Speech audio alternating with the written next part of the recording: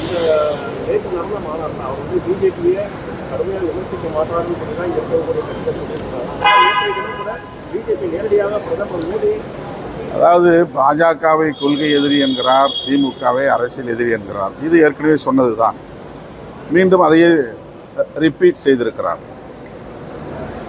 கொள்கையும் அரசியலும் வேறு வேறு அல்ல.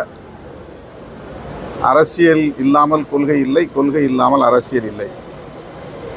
திமுக அரசியல் எதிரி என்றால் அப்படி திமுகவினுடைய கொள்கை இவர்களுக்கு எதிரி இல்லையா என்ற கேள்வி எழுகிறது.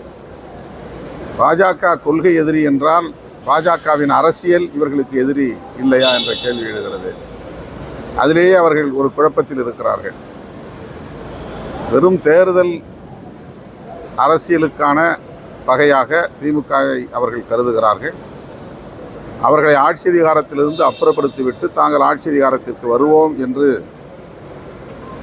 விரும்புகிறார்கள். இந்த விருப்பத்தை வெளிப்படுத்துவதற்கு பல லட்சம் பேரை திரட்டி பேசியிருக்கிறார்கள். அவ்வளவுதான்.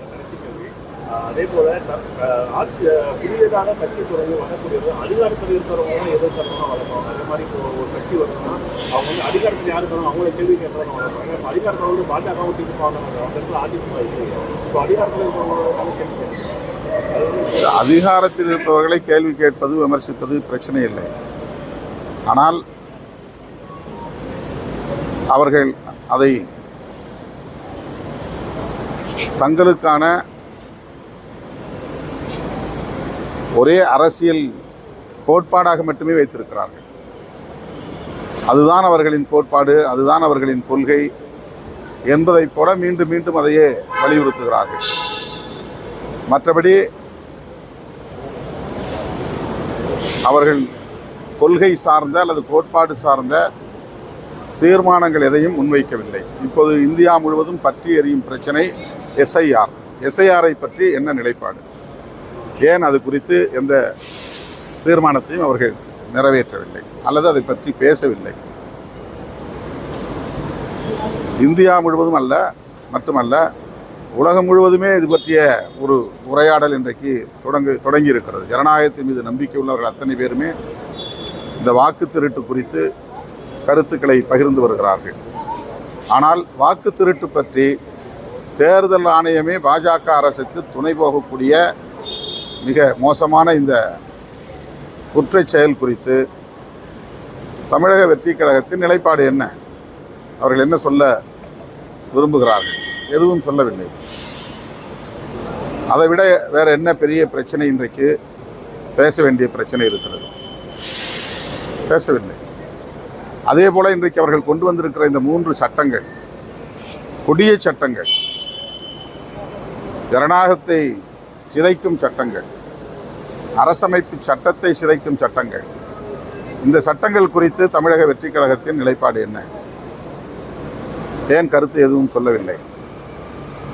ஆணவ கொலைகளுக்கான தடுப்பு சட்டம் வேண்டும் என்று சொல்லுகிறோம். தென் மாவட்டங்களில் ஆணவ கொலைகள் அதிகரித்திருக்கின்றன. அந்த மண்ணில் நின்று கொண்டு ஆணவ கொலைகள் கூடாது என்று சொல்ல என்ன தயக்கம்?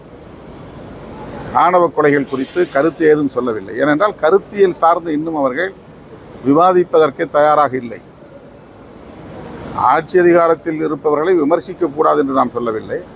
அதிகாரத்தின் மீது இருக்கிற வெறி திமுக மீதான வெறுப்பாக மாறுகிறது, அவ்வளவுதானே தவிர கொள்கை சார்ந்த விமர்சனங்களாக இல்லை.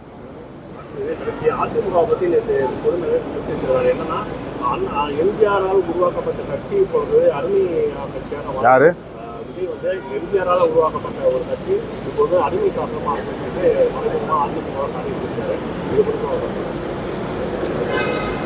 அது அதிமுக தான் அது குறித்து பதில் சொல்ல வேண்டும். நான் எம்ஜிஆரை பற்றி சொன்ன உடனேயே என்று எகிரி குதித்தவர்கள் இப்போது வாய் மூடிக்கொண்டிருக்கிறார்கள். எம்ஜிஆர், அண்ணா, பெரியாரை பற்றி மிகவும் கொச்சையாக பேசுகிற பாஜகவினரை பற்றி ஒரு வார்த்தை கூட இவர்கள் கண்டிக்கவில்லை. தற்குறி எடப்பாடி பழனிசாமி என்று பேசியவர் அண்ணாமலை. அப்போதெல்லாம் அவர்கள் வாயை மூடிக்கொண்டு எங்கேயோ மௌனித்து கிடந்தார்கள், வாய் திறந்து பேசவில்லை. சமூகத்தில் இருக்கிற விமர்சனங்கள் இப்படி இருக்கின்றன என்று யாரோ சொன்ன விமர்சனத்தை நான் மேற்கோள் காட்டி, இப்படி விமர்சனங்கள் இருந்தாலும் என்று மேற்கோள் காட்டி பேசினேன். உடனே பாய்ந்து பிராண்டினார்கள். இப்போது விஜய் சொன்னதற்கு அவர்கள் என்ன பதில் சொல்வார்கள் என்று நீங்கள் கேட்டு சொல்லுங்கள். இரண்டாவது மாநாட்டிலையும் ஆயிரக்கணக்கான சேர் உடைக்கப்பட்டிருக்கு. அவரால் ஒழுங்கா வழிபடுத்த முடியும்னு நினைக்கிறீங்க?